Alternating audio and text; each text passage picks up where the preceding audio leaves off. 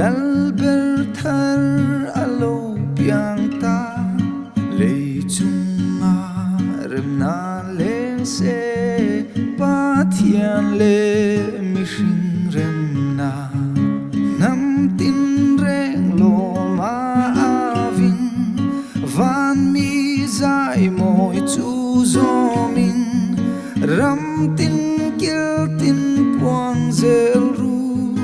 lal Krista lo pian tu chu van mi tlang ao chu ngai ru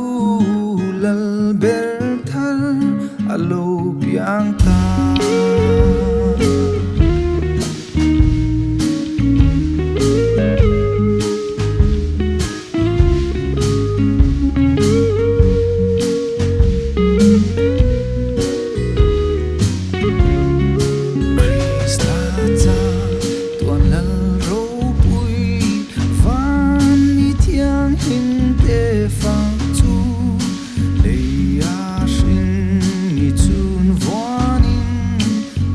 sual vang tual tu chu van do pui na te li pin kan zingan a lo piang ta lei le vana thang chuak se kan zinga pathian thleng hi van mi tlang au chu ngai ru lal ber alo piang ta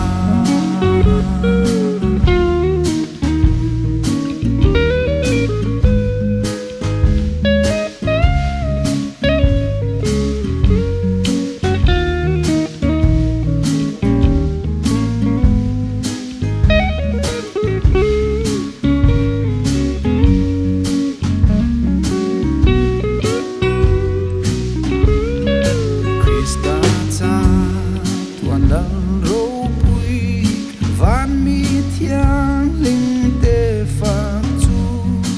leia shin ni chun voanin kan sual vang tuar tu chu van ro pui na te lipin kan zingan a lo pian ta leile vana thang chuak se kan zinga pathian thleng hi van mi tla